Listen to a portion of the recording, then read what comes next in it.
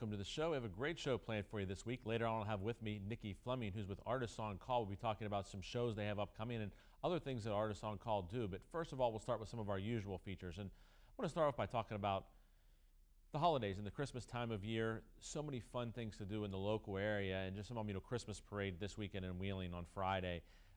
Christmas parades in other places as well, St. Clairsville, Moundsville, etc. But I really enjoy the parades, and mostly seeing all the kids out in the parades, the different dance troupes and bands and things of that nature. This year, my law firm always has a float. This year we're going to have some of the local choirs on our float, which I'm really looking forward to seeing. They always do a great job singing and a great job with some of the production at the local high schools with the choirs. But some other fun things. This weekend they're having Santa at the Ogilvy Mansion and some of their usual things at the mansion, where you can go and decorate cookies and see some performances by the Towngate Theater folks and all kinds of different activities there. Of course, the Festival of Lights has been well underway, and 3D glasses again this year, some new glasses where each point of light on the displays looks like a different shape, whether it be a reindeer or a snowflake or the different things they have. I haven't been through yet this year, so I'm looking forward to doing that. But last year was the first year for the 3D glasses, and that's back again this year, but with different glasses. There's 4 that you get when you give the donation at the donation booth, and you can take them home with you and even turn other lights, such as your Christmas tree lights or lights on your house, into the same little characters or whatever. So a lot of fun there. And then another fun activity I like to do the Christmas time of year is we always like to go out to Denison, Ohio, which is kind of a trip from this area, but you go out there and there's the Polar Express train ride. It's pretty cool. I mean, you get on and they take you on the train ride and take you out to this little thing where you can look out and there's Santa's village, and they give you a cookie, and they give you the hot chocolate while you're on the train, and they read the story of the Polar Express, and a lot of fun for the kids. So if you haven't done that before, I recommend it. It's really enjoyable.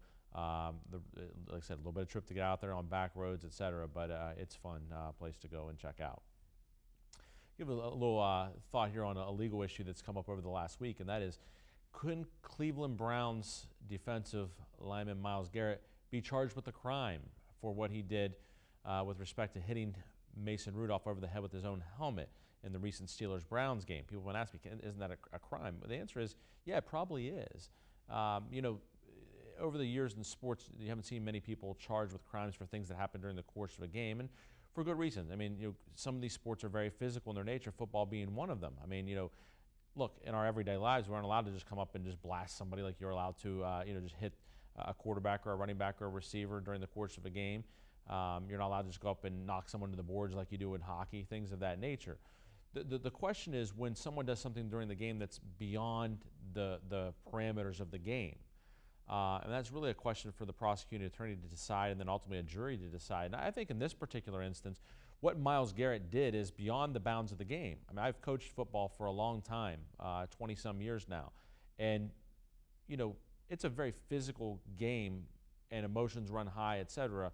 But you have to keep those emotions in check, and sometimes people are going to lose their cool, but not to the point where you do something like that. That's going too far. Taking someone's helmet and hitting them in their bare head with the helmet by swinging at them, I mean, you can kill someone in that way. You hit them in the wrong spot or seriously injure them, brain damage them, etc. It's not part of the game. That's the biggest thing. It's not part of the game. So could Myles Garrett be charged with battery? Yes. Battery is basically defined as an offensive touching of another. In our everyday lives, you wouldn't be able to walk down the street and just punch someone in the face without being charged with the crime. The basic rule would be, do you expect that to happen during the course of the football game? Is that something that, as a player on the other team, is within your expectation of something that could happen? And the answer is no, because we haven't seen it before. None of us have seen somebody take someone's helmet and hit someone in the bare head with it before. So it absolutely is a crime. He absolutely could be charged. Now the question is, will he be charged? It's ultimately up to the prosecuting attorney, and I can tell you, with it being a home game, who would have jurisdiction over it? The prosecuting attorney for that county, and it was, like I said, happened in Cleveland. So it's not likely that it's going to happen because the prosecuting attorney is there in that town, and of course there was a Browns home game, etc. If it had been an away game he had done that, I bet you that the opposing teams, the prosecuting attorney for that county, would charge Myles Garrett. It probably won't happen in this instance, but he absolutely could be charged, and he probably should be charged with a crime as a result of what happened. We'll talk more about Steelers-Browns later on here in the show. I do want to give you a quote this week. Also, Thanksgiving's coming up, and I found this particular quote from Oprah Winfrey that I thought was a good one for this time of year. She said, "Be thankful for what you have. You'll end up having more. If you concentrate on what you don't have, you will never, ever have enough." And I thought that was a great quote. My dad used to talk to me a lot about, blessings and thinking about your blessings. And so many times we focus on, the negative things that are going on in our life instead of saying, gosh, look at all the blessings I have. And he would always tell me, like, he would wake up in the morning and be thankful that he had a bed to sleep on. He'd be thankful he had a pillow. Thankful he has a toothbrush. Thankful he has hot water. Thankful that he has a car and doesn't have to walk. All the different things that maybe we take for granted every single day. And if you just start counting from in the morning when you wake up, all the things you have, and I haven't even talked about people yet, the people in your life that you may have that you can count as blessings. So really look, it's easy to say, okay, what we don't have, but let's look at what we do have and be thankful for all those blessings. It'll put a smile on your face and make you a lot happier. So particularly this time of year, let's think about what we do have and then maybe say some prayers for those that don't have as much as we do, because there's always somebody out there that has a lot less. We need to take a break. When we come back, I'll have with me Nikki Fleming. We'll be talking about Artists on Call. Stay with us here on the Jamie Bordas Show.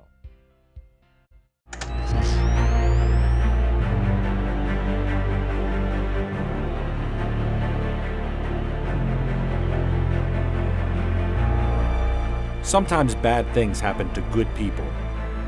At Bordas & Bordas, when we see this, we do something about it. We can't prevent bad things from happening, but we can get justice when they do.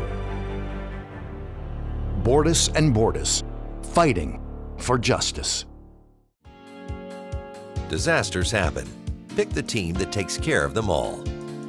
Powered by offices in Wheeling, Morgantown, and Pittsburgh, Panhandle Cleaning and Restoration is ready to handle any size emergency at a moment's notice. We have the right people, knowledge, and equipment to respond 24 hours a day. I'm Neil Brown. When disaster strikes your home or business, tell your insurance provider you prefer the restoration company the Mountaineers call, Panhandle Cleaning and Restoration.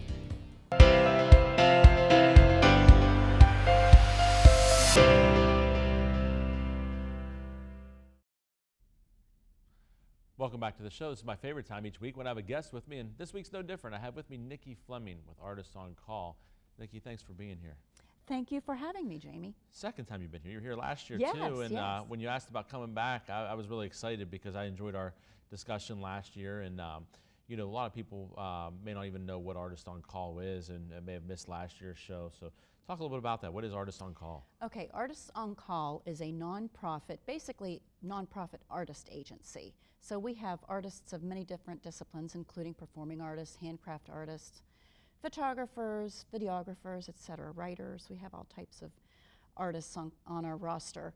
And I was asking to come on this year because we have 2 Christmas shows that we are partnering with the Marshall County Animal Shelter to raise funds. Yeah, we're also, I should say that we are organized to partner with anybody or any organization in need. Well, I want to talk about those shows in a minute, but with these different areas that you talked about, even videography and things of that nature, is it just people here in the Ohio Valley, or how widespread is it? Now we're all over all over Ohio, because we're based in Ohio, but we can do business in West Virginia as well. So we have a lot of folks in the West Virginia, and, like you say, in the Ohio Valley. And I'm from the Ohio Valley. So yes, we do have a large pool here, but we're all over Ohio as well. Now, if someone wants to, say, have an entertainer or something like that, how do they get in touch with someone that's a part of Artists on Call, and why would they do that as opposed to just contacting someone individually? What's the benefit there? Okay, so first of all, they can contact us through email. They can contact us through Facebook or call us at my phone number and reach us. And the benefit there is that while our mission is artist development through community contribution, so everything that we do is in conjunction with some type of a charitable endeavor. So if you would hire us, for instance, we're going to be singing at Ogleby this evening for a motor coach group or 2. And part of what we take in for payment on us will be given back. And like I said, for this part of the year, we're giving our proceeds to the Marshall County Animal Shelter. Now, Do you have a website or anything like that? We people do. Go to? Where do people go for that? artistsoncall.org. Oh, that's easy. Okay. Yes. But we got to remember it's .org, not .com, because sometimes people Right. get confused on that. So I know you've got a background of performing in this area for a long time. From days back at the Capitol Theater, et cetera. And Right. What's gotten you to be involved with Artist on Call? What prompted that? Well, I was a part of a group a few years back called Honky Tonk Sweethearts. And we staged some Christmas shows at the Capitol and various other venues that we partnered with veterans in the Ohio Valley to raise funds for veterans. And it taught me a lot about nonprofit. In the meantime, I also heard of an organization based out of Nashville called Musicians on Call. They are strictly musicians that go in to help patients who are ill in the hospitals in Nashville, and they have their whole other type of thing. But it got me to thinking, well, why is it just musicians? The artistry of all types is beneficial and healing. So that's what prompted me to start Artists on Call. Very interesting. So do you still perform yourself? I do. That's good. Now, with respect to the other types of performances, you mentioned like videographers and things like that. You like comedians. I assume. If someone wants to be a member of Artists on Call, how do they do that? If they don't want to hire, but I actually am a performer, or I have some type of talent. How do they become a part of it, and what would be the benefit to them of becoming a part of it? They can contact us through the same means that I mentioned. You can email us, go to our website. There's actually a contact form on our website that you can fill out, or on Facebook it gives you our phone number and our email address as well. And you can just go on there and let us know what you do, and we can contact you to get some more information. And we do have a board that will review everything. And why does it make sense for someone to want to be a part of your group?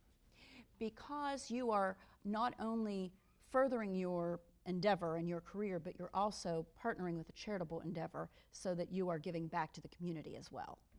Well, great.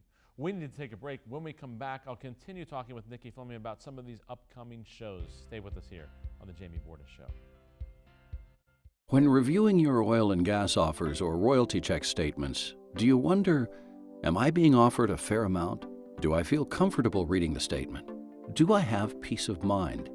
If you answered no to these questions, you need Bordas Mineral Management. Our passion is helping mineral owners protect and expand their mineral wealth. Our examiners tell you whether you're being treated fairly and getting paid what is rightfully yours. Bordas Mineral Management. Be protected. Have peace of mind.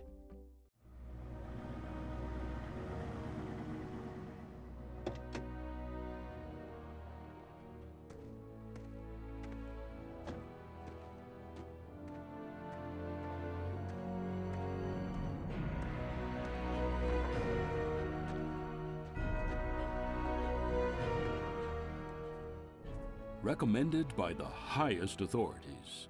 Danoon Lumber. It's like a bad one's coming. Yeah. Right?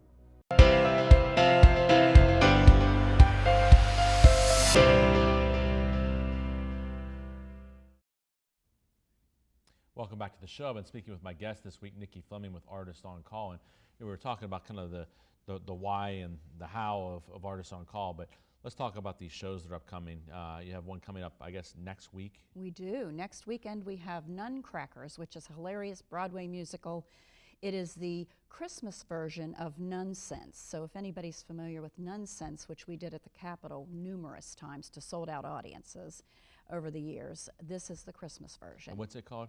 Nuncrackers. So it's a takeoff of Nutcracker, but we are staging our version of the Nutcracker. And is this a musical then? It is. It's a Broadway musical, yes. And let's talk about when and dates, times, all that type of stuff, and how people get tickets. Okay. It is next Saturday night at 7 p.m. at the Strand Theater, and then Sunday afternoon we have a matinee show. So both of those shows are $12 in advance, $15 at the door. You can get tickets online, you can call for tickets, or you can pick tickets up at Unique Treats by Jackie in Bel Air or Frame and Fortune in Moundsville. And so this will be November 30th and December 1st. That's we're talking. correct. And it is at the Strand Theater in Moundsville. And What type of what type of cat? Where do people come from? They're in the show. Are they from all over the place? Are they local? Most folks are local. We have Kristen Elodie, who is from Bel Air, but she works down in Parkersburg now, so she comes up to do that. We have Mary Catherine Elodie from Bel Air, who is our musical director, and then Marion Stoltz from Bel Air. We have some folks from Wheeling, and then I'm from Shady Side, but I live close to Columbus now, but I'm in the show as well. Oh, you'll be in it. Yeah. That'll be good. What's your part? I am Sister Mary Amnesia. Okay, all right. So how much singing do you get to do in the show? I get to do a lot of singing. Yes, That's we good. we all have our own solos, and then we have a lot of group numbers, and nuns sing and dance. We even have a kick line, Is that right? and we do the Nutcracker Ballet. Well, that sounds like a lot of fun. So that's Thanksgiving weekend too. So a lot of people looking for things to do that weekend, and maybe have relatives in from out of town. It'd be a good place to take them to entertain them for the night. Yes, it is a very family-friendly show. It's a lot of fun. Let's talk about, you have another show coming up after that, not in November, but further in December, I guess. Right, on Saturday, December 14th, this will be our second annual Ohio Valley Christmas, which will be more of a cabaret-style show featuring a lot of local entertainers. All music, or do you do a variety of things? All music. Now, we do still have openings, so I mean, if somebody wanted to come sing or come dance or do something else, they can contact us and let us know, but yeah. And now you said it's a Christmas show, so people are going to hear Christmas music if they come to this, I take it. Absolutely. People always enjoy that. I mean, I think that there might be nothing that puts people into the Christmas spirit more than the music. I mean, Right. Obviously seeing the lights and doing all those things and are nice as well, but the music and the sounds of Christmas are something that I really enjoy, and I think a lot of people do. Right, and we may have a visit from Santa Claus, and we have Michael Murphy is our musical director, who is absolutely fabulous for that show, and so it's just some comedy and a lot of Christmas music, which we have some duets and solos, and we have, let's see, Matt Van Fossen will be there as one of our guests, and we have Stevie Lynn Bowles, who's a guest, and then we have what we consider our cast of regulars who will be there. So what are your songs? You know yet? My songs for the show, I'm not exactly sure what I'm going to sing for sure. My son is actually going to play, and he and I have been talking about doing Light of the Stable. I'm not sure if you're familiar with that or not. I know that one, no. Okay, and then I do a song that I've done for many, many years for my kids. It's called I'll Leave Something Good Behind. So I'm going to do that. But we have, a nice little light show, and we have background video playing and so forth. It's a very festive show, very professional show. Yeah, that sounds like another thing that the whole family can enjoy, so that's really nice. Absolutely. What, do you get tickets the same way as you do for Nutcracker? Yes, the same places will have tickets for the Ohio Valley Christmas show. That show is actually $10, so it's a little bit less expensive, and it is $15 at the door, though. And just one show for that one? Just one show, Saturday, December 14th. Well, great. Sounds like a lot of fun entertainment for people here in the local area. How did you get the relationship with the Strand? Well, I have done, I've done theater for so many years. It's just kind of ridiculous to even try to remember where I started. I've done a lot of things at the Capitol, but I've also done some things at the Strand, and then we did Nutcrackers. This is our third year that we've staged this show. We didn't stage it last year, but we staged it at Shadyside High School in years before.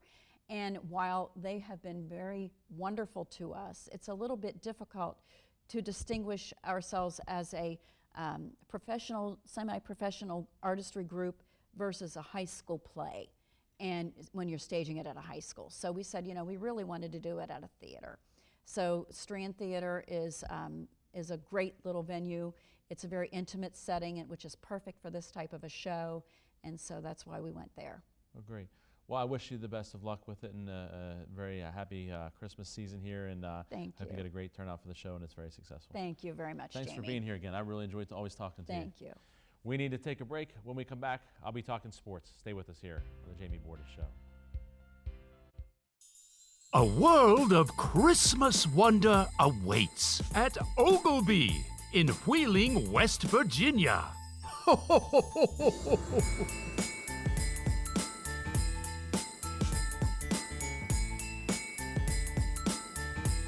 Experience the magic of the season. Ho,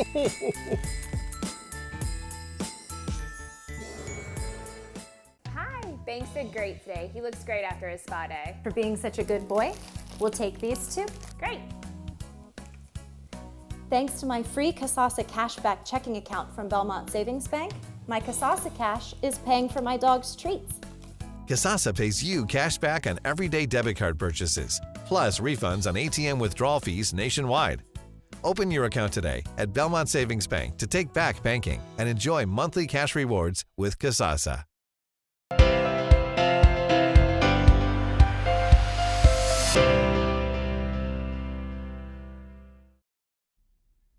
Welcome back to the show. It's time to talk sports. We'll start in Pittsburgh, where the Steelers are coming off a loss to the Cleveland Browns in Cleveland. Mentioned earlier in the show, of course, the game ended with a really just despicable is the only way to put it, display of sportsmanship and gamesmanship when, of course, Myles Garrett ripped off Mason Rudolph's helmet off of his head and then tried to take a swing at him and did and hit him in the head with his own helmet. Just uncalled for in sports. But let's talk about the game itself. Of course, this game was, kind of filled with hard hitting, sometimes illegal hitting. And the Steelers losing a lot of guys to injury. Juju Smith-Schuster going out of the game with both the head and knee injury. Deontay Johnson out with a head injury. Just guys kind of going out of the game left and right. And the Steelers are already, of course, very shorthanded. Losing Ben Roethlisberger this season, losing Stephon Tuitt. James Conner's been out. So Steelers now in a situation where, they're just not a healthy football team. And I had said, a few weeks ago that they needed to beat either the Rams or the Colts in order to stay in the playoff hunt, and they actually ended up beating them both. So the loss to the Browns, wasn't like a killer or anything, but, didn't help because that's a team you think, okay, you're going to get this win over the Browns. Now face the Cincinnati Bengals, who are winless coming up this week. You got to think the Steelers win this one on the road in Cincinnati. But this is, look, as bad as Cincinnati's been playing, it's still a division rival. It's still a game that, Cincinnati's going to come out playing tough, looking to get a win. I think the Steelers get it done this week, and then that'll set up the rematch with the Browns at Heinz Field. So need to get both of these. I looked at a 5-game stretch there, and said, look, Steelers need to get basically all but one, and I thought the Rams or the Colts would be the one that they would drop. They got both of them, so they've dropped the one already now to Cleveland. So got to get the Bengals and the Browns the next couple weeks here to stay in the playoff hunt because the winning the divisions, looking extremely unlikely. I mean, it's not impossible. I mean, anything could happen, but it's just not likely that the Ravens are going to lose another few games and the Steelers are going to win enough to catch them. But to be able to get a wild card, the Steelers really need to not have any slip-ups here. That includes not losing to a winless team. It'd be interesting to see who plays and who doesn't this week. Hopefully Juju can go. Hopefully Deontay Johnson. Hopefully James Conner's still been a big question mark. But Steelers defense has played so strong in recent weeks that I just don't see the Bengals being able to score enough points to be able to do it. Steelers win this one. Sticking with professional football, of note, former Steubenville High School quarterback Zach Collaros will have a big game this week. He will be the quarterback for the Winnipeg Blue Bombers as they participate in the Grey Cup, which is basically the Canadian Football League's version of the Super Bowl. But he'll be in that game this Sunday at 6 p.m. against the Hamilton Tiger Cats. That game will be on ESPN too. So you want to watch a local guy who's really been successful in the Canadian football ranks, tune in, watch Zach Collaros. Should be a lot of fun to see him play in that setting. Let's talk about college football. Mountaineers, what a win last week to go beat Kansas State on the road. And Jared Dagey, a guy I've been talking about for weeks and weeks, saying, when's Dagey going to get to play? When's Dagey going to get to play? Knowing that, here's the rule. Let's explain if anybody doesn't know. All right, now in college football, you are able to play in up to 4 football games and still have it not count as a season of eligibility. Now, we say, what does it mean to play in a football game? One play. If you play in one play, that counts as a game, if you even in for one play. So, a couple weeks back, the Mountaineers inserted Jared Dagey late in the third quarter against Texas Tech. He performed pretty well the remainder of the game. So he gets the start at Kansas State. He goes out and does nothing but throw 3 touchdown passes on the road to lead the Mountaineers to a win over a ranked football team. And, Jared Dagey, background, started at Bowling Green, had a lot of success there. His brother was actually the receivers coach at Bowling Green, and that entire staff got fired last offseason. When that happened, Jared Dagey decided, I'm going to transfer, I'm going to go somewhere else. Comes to WVU, is granted immediate eligibility by the NCAA, but he got into camp late. He wasn't there for spring practice, so maybe not overly familiar with the playbook yet. So with Austin Kendall coming in, they decided to start Kendall. But Jarrett Dagey has 2 years of eligibility remaining. So he's now played in 2 football games this year. Mountaineers have 2 regular season games left. So he can play in both of these games and still preserve his 2 remaining years of eligibility, which was probably what's going to be done. Now, if the Mountaineers would happen to win both of these games against Oklahoma State this week, against TCU next week, they would be bowl eligible at 6-6. Unfortunately, that would mean that the Mountaineers would have to decide, do we play Jarrett Dagey in the bowl game and give up a year of eligibility, or do we sit him out of that bowl game? I think there's no chance he plays in that bowl game. You don't give up a year of eligibility because the bowl game is not going to mean a whole lot anyway. What it does mean is you get 3 more weeks of practice for all of your players, which is a huge benefit. But so Dagey could go through that 3 weeks of practice, but not play in the game. But first things first, Mountaineers have to get a couple of wins to even be bowl eligible. But Jarrett Dagey looks like the quarterback of the future and has been very impressive. So Mountaineers will play at noon this week. They play on ESPN2 against Oklahoma State at home. Mountaineers still having trouble running the ball. Ran it a little bit better last week. Oklahoma State's on a 3-game win streak. Mountaineers will have to score. I mean, they've only scored 30 or more points twice this season. I think they'll do that this week with Dagey at quarterback, and I think they find the way to win a close one at home, setting up that big game at TCU next week to try to get bowl eligible. Also at noon, number 8 Penn State at number 2 Ohio State on Fox. Big Ten title implications on the line here, playoff implications on the line. I think Ohio State's faster. Ohio State's better at quarterback. Ohio State's at home. I like the Buckeyes to win this one, setting up that big Ohio State-Michigan game next week. I said at the beginning of the year, I think this is the year that Michigan gets Ohio State. I'm probably going to stick with that. We'll see. I'll let you know next week. Then at 2:30, Boston College at number 15 Notre Dame on NBC. Notre Dame hasn't lost at home in like 3 years. Still in the mix for a New Year's Six Bowl. I like the Irish in this one. At 3:30, right here on CBS, Texas A&M at number 4 Georgia. A&M's on a 4-game win streak. Their only losses are to Clemson, Auburn, and Alabama. That experience in playing those big games combined with Georgia being a little inconsistent at times, this is my upset special this week. I like the Aggies over Georgia in Athens. Also at 3:30, 19 Texas at 13 Baylor. That game's on FS1.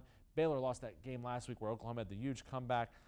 Texas, lots of talent. Sam Ehlinger, I like Texas in that one. And then at 7:30, number 6 Oregon at Arizona State, right here in WTRF on ABC. Sun Devils lost 4 in a row after a 5-1 start. Ducks trying to get to the playoffs. This game could be really interesting, I think. Oregon could be looking ahead to the game with Oregon State next week, a rivalry game. Arizona State's got the home game this week. But I think that Oregon wins, but don't be surprised if there's an upset in this one and that Arizona State's able to pull it off. But I'm going to stick with Oregon. That's all the time we have this week. I appreciate you joining in. I hope that you have a great rest of your week, and we'll see you again next week on Thanksgiving. Thanks for tuning in to the Jamie Bordas Show.